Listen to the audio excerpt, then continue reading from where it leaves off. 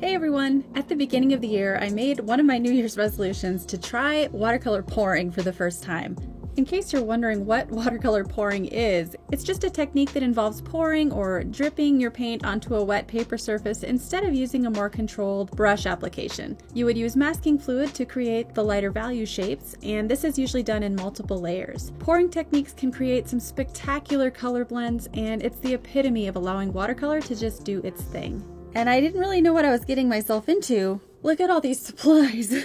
I watched a bunch of videos about it and picked up some different techniques that I want to try today, and I thought it would be fun to try watercolor pouring with liquid watercolors. So in addition to trying a brand new technique, I'm also going to be trying a brand new product. These are the Schmincke Aqua Drop watercolors. They're liquid watercolors, and the cool thing about these is that they're actually pigment based. They're not dye based. So they're highly light fast. Schmincke is made in Germany. This brand is known for its high quality products, so I anticipate some really great results with these paints. I also have a set of ceramic palettes. These are stackable, and I'll be using those to mix out some of the paint and pour from. I have a couple of water jars. I have a bar of soap. Now you might be wondering what I used that for, and I'm going to show you my paper here. So I've already masked out using my Pebeo drawing gum the areas that I want to protect from the water and the paint. The paper I'm using today, another new product for me. This is a block of Lana Corel 100% cotton paper, size 9 by 12 inches. In the videos I watched with people doing the watercolor pouring technique, most of the time they pre-stretched the paper on a gator board, something waterproof, and that way they could just move the water around on the board. I really like to work with blocks. So this may not work. I'm just going to try it on a block and see how it goes. It's really a good idea to have something on your desk protecting your surface from all of the water and paint that's inevitably going to drop down. So I just have my ceramic butcher's tray right here. I don't know if I'm going to use this Aqua Drop liner. It can actually be filled with the liquid watercolor, and you can dilute it as much as you want. I'm also trying out a couple brushes. This is the Vladislav Yeliseyev brush set by Rosemary & Company. I've used one of the brushes already. I just wanted to use something a little bit larger to keep the look and feel of this painting really loose and painterly. And I'm trying this out. This is a syringe, which I can use to scoop up water and paint, spray it anywhere I need. Then I have a misting spray bottle. So it's a lot of supplies, guys. I can see why this is an intimidating project. I'm a little intimidated. So we'll see how it goes.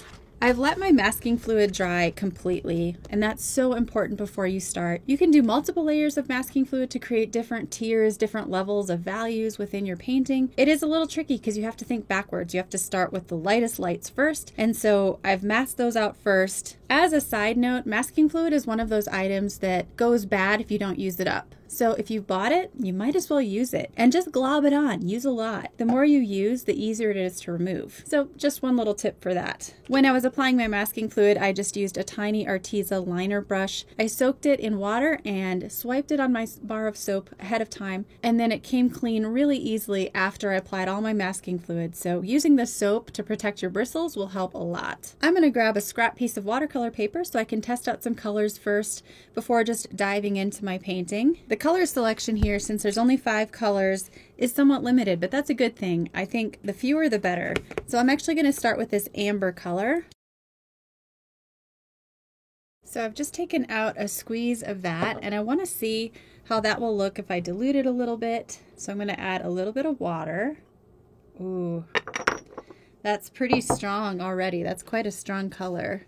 Mix it around and see how it looks that diluted. Honestly, that is so pretty. Typically with this technique, you're going to wet your paper first, so this color will look even more diluted than what you see painted wet and dry like this. I want to start with just 2 colors to keep it really simple. My second color is going to be the blue. Let's see if we can create some beautiful green blends with these two. Squeezing out 1 full dropper, and again, let's add some water, swirling it around, testing it out. I want it to be really watery. Wow, look at how bright that is even after I diluted it. That's crazy. Those colors are so intense. I love it. So since this is only a 9 by 12 inch painting, I should already have enough paint to work with just in these 2 little cups. So I'm going to go ahead and wet the paper, and then we can start pouring. Oh. I'm going to start by spraying the surface with my spray bottle. And guys, this is all new to me. I have no idea if this is going to turn out or not. So we'll have to just see what happens. Be patient with me. If you all are like, I've done this before and that's not how it's done, I don't know any better. So okay, so now I'm using a sponge to just evenly coat the whole surface. So far I'm liking this paper. Seems to be handling everything really well. My reference photos from Unsplash, by the way. I'll leave a link in the description if you guys want to try this project. All right. Boy, I don't feel ready for this, but let's just go for it. So I'm going to start with the yellow. Oh, this is going to be messy. Cheers. Okay. Oh, oh my goodness. Look at that. That is so pretty. Okay, that's plenty. Wow. Oh, it's so strongly pigmented. And I'm going to just keep wiping the sides. I'm going to let it cover her skin. I don't know if you guys can see in the sketch here, there's a woman in the water. And I'm just going to let the yellow cover her skin. I might need to mask her out after this layer, just because I want her to be a little lighter in value. I might even need to kind of push it around. I saw other artists using their fingers, so I'm going to do it. Why not? So just keeping the drippage down, but let's get that to go all the way over there. If we can. Might need a little more. Or just use my fingers. Wow, that's cool. So it's pretty much all yellow. I'm not sure if that's what I wanted. I'm going to lift some of this out. Just kind of blotting with my paper towel. Like in her skin, I want that to be just a little bit lighter. So teeny bit of lifting with my paper towel to restore that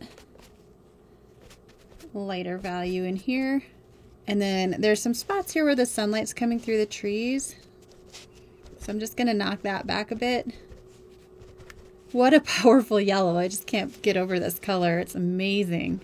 All right, we ready for the blue now? I'm going to grab another paper towel. This is messy, but it's really fun. Goodness, I like this. Okay, that was a little crazy. So let's try this syringe. I haven't tried this yet. I feel like I'll have more control with this. So I'm gonna just soak up some of that. Yeah, a lot more control. And drop that in. Woo!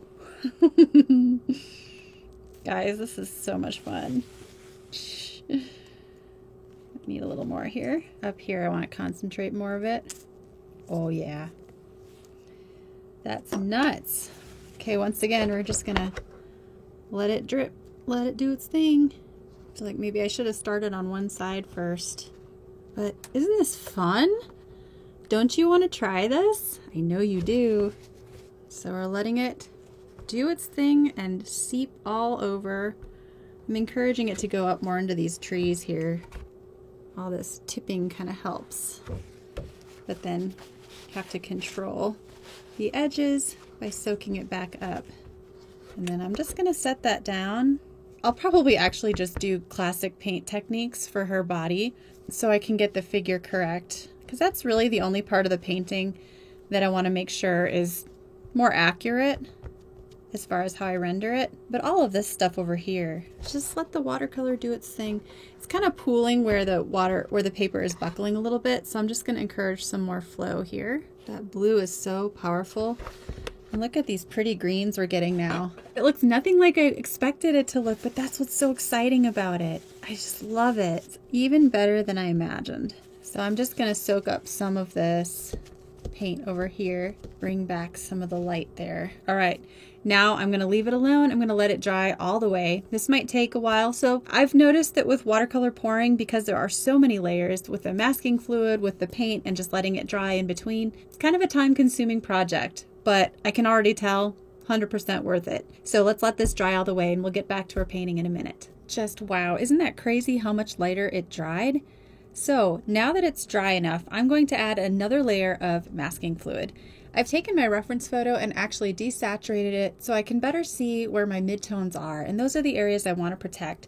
So I'm going to be adding some more streaks in the water and especially in the reflection here, and I'm going to protect all of this area that's in the light because I want to make sure that that stays untouched by the next pour. So I'm going to need a lot of masking fluid. I think I'm even going to grab a bigger brush for this. And again, I'm going to want to wet my brush first and swipe it on the soap to protect it from the masking fluid. As I said before, don't be afraid to use up a ton of this. Just dollop it on. Masking fluid will go bad if it goes unused, so just use it up. Why not?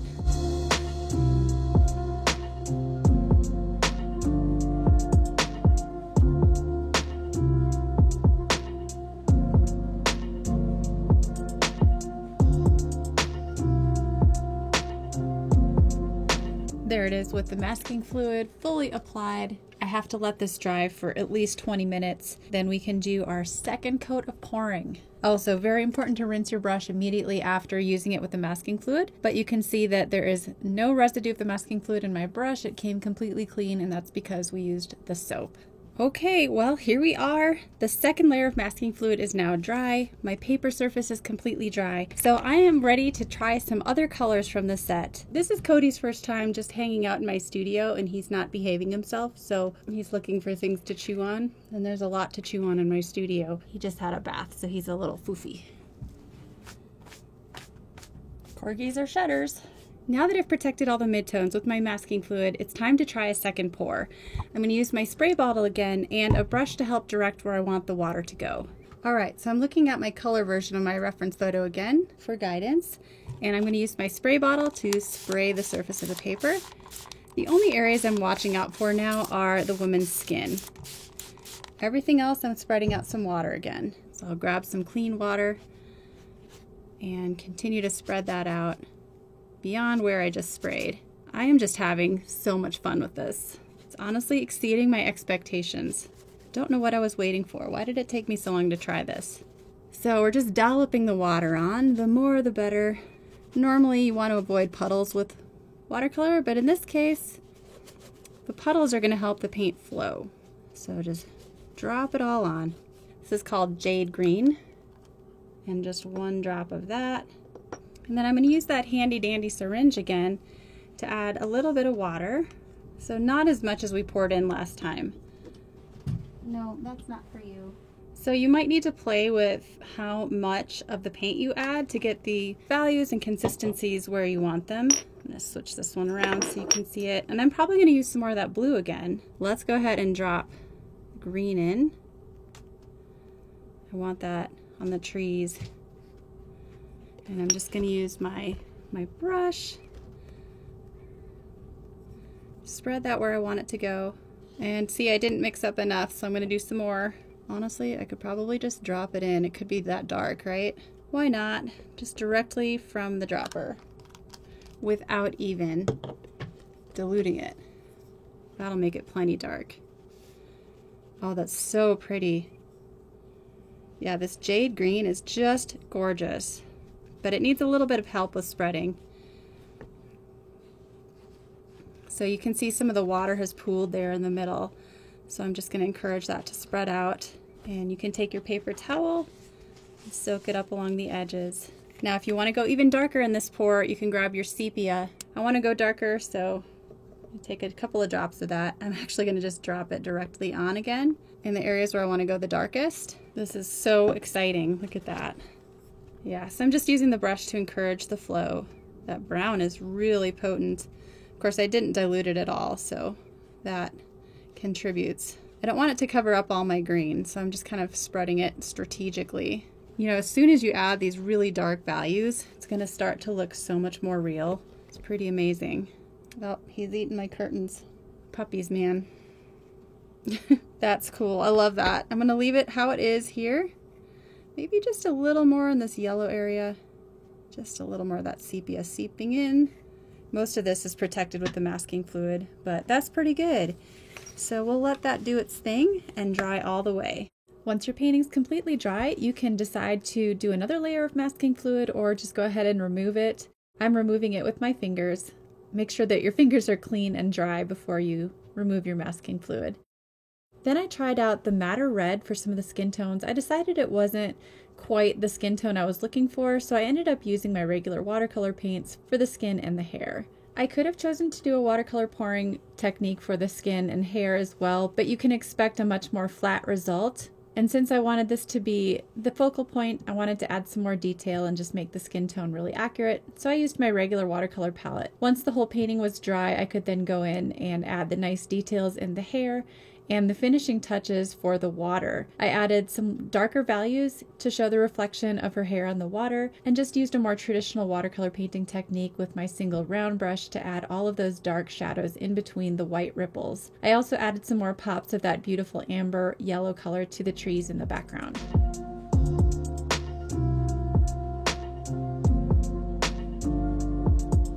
Wow, this ended up being a whole lot of fun. Honestly, I can't wait to try this technique with larger paintings, with background washes, and the masking fluid really gives it this amazing, fun, textural, layered look. So I hope you guys will try this technique.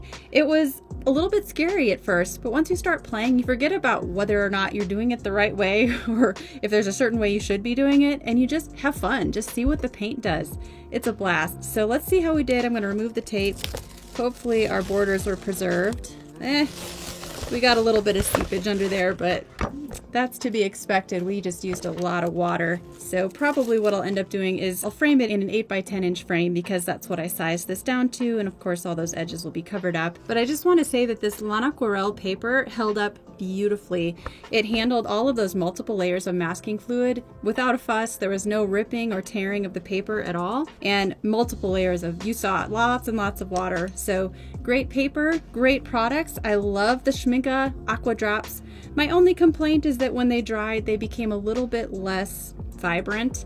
So I think that's just typical of watercolors though. They tend to look a little bit more dull once they're dry, but I can't encourage you enough. Go ahead and try this technique with your own watercolors. You can use tube paints too. You do not have to use liquid watercolors. You can use tube paints for sure. You would just squirt them out in the palette and mix in a bunch of water and then either use your dropper or pour. I learned a lot from this exercise. I hope you guys enjoyed it. Thanks for watching, and I'll see you in the next video.